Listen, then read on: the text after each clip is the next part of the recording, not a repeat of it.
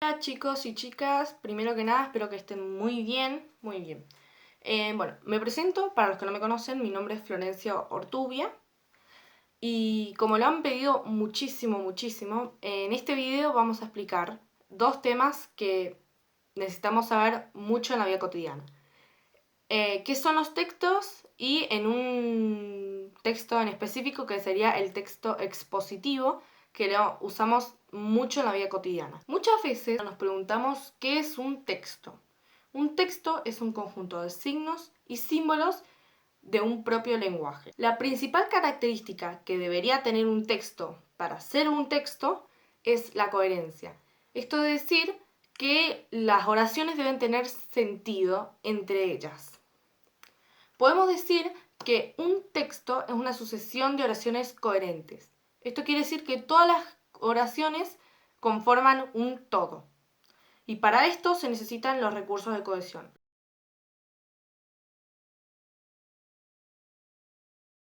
Tenemos la sinonimia, donde se reemplaza una palabra por otra palabra, cuyo tenga el mismo significado, para no volver a repetirla. Como si yo digo, el resaltador es verde.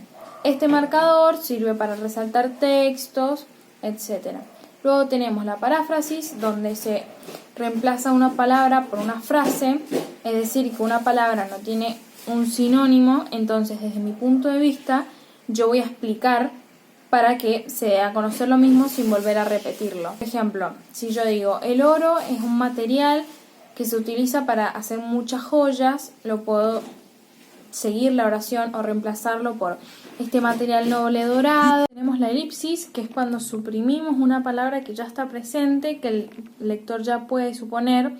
Por ejemplo, el niño corre, el perro también. La palabra correr ya está, entonces se reemplaza por eso. Tenemos los pronombres que no tienen significado propio, sino se le hacen referencia a la palabra que tiene el significado. Por ejemplo, yo digo, mi hermano y mi papá tienen su fiesta de cumpleaños este sábado. Ellos están muy emocionados. Ellos reemplazaría a la palabra. Luego de estos pronombres, que nos preguntaremos cuáles son, se dividen en 6 grupos, que son los siguientes. Los pronombres personales, yo, tú, su, conmigo.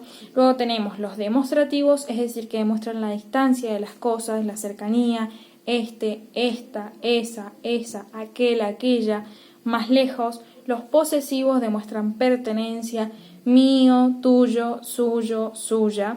Los indefinidos, es decir, los que no se sabe, algo, poco, nada. También tenemos los relativos, que se suelen utilizar entre comas para dar especificación sobre algo, como por ejemplo decir el cual, la cual, el qué. Y por último los enfáticos, es decir, que se usan con signos de exclamación o interrogación, que yo digo qué, cuál, cómo. Y estos serían todos. Ahora voy a pasarle con mis compañeros.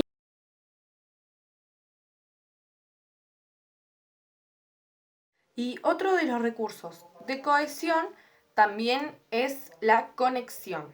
Estos serían los conectores. Estos se dividen en dos. Los coordinantes, que coordinan, que relacionan, y los jerarquizados. Los coordinantes están los copulativos, esto le suma, esto le resta. Los disyuntivos de opción, puede ser también o pero también.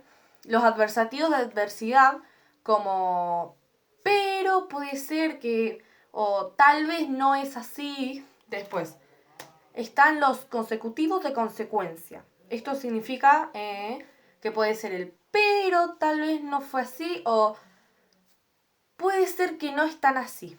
Después están los jerarquizados, que son los numerativos de primer lugar, segundo lugar, tercer lugar, cuarto lugar, y etc. Los distributivos de por otro lado, por este lado, y los conclusivos son en resumen, en conclusión, es el resumen de todo el texto.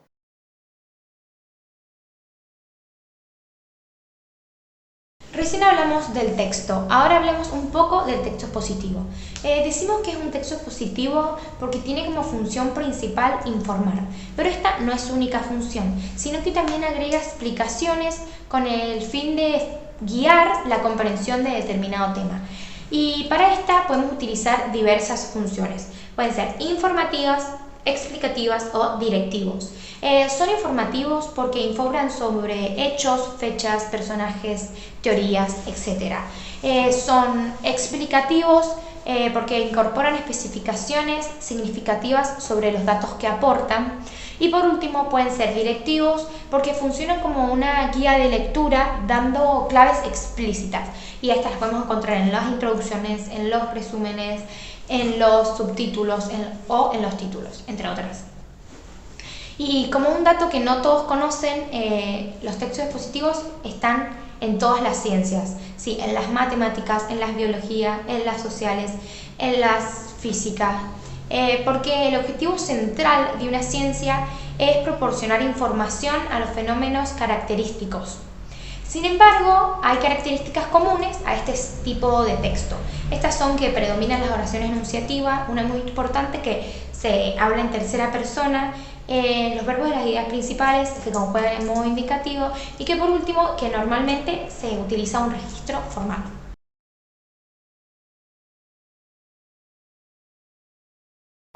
En los textos expositivos, el emisor debe anticiparse a las dudas del receptor, ya que éste no está presente, para que éstas no surjan y el texto sea claro.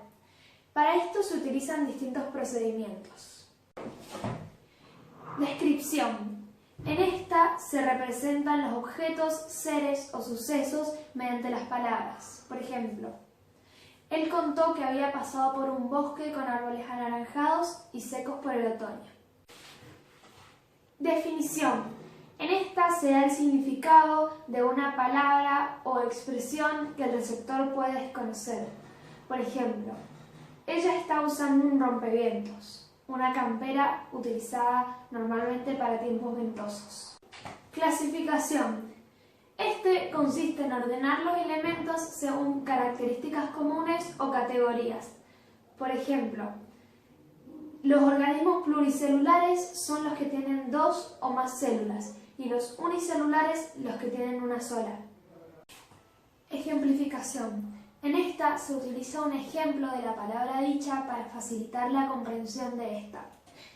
El ejemplo debe ser claro y conciso para que se entienda correctamente. Reformulación. Esta consiste en que cuando se está explicando una frase o palabra muy difícil de entender, se reformule con palabras más simples para que las pueda entender el receptor. Un ejemplo puede ser: la enredadera estaba intrincada en el árbol, es decir, entrecruzada y enredada. Y por último, la cita de autoridad.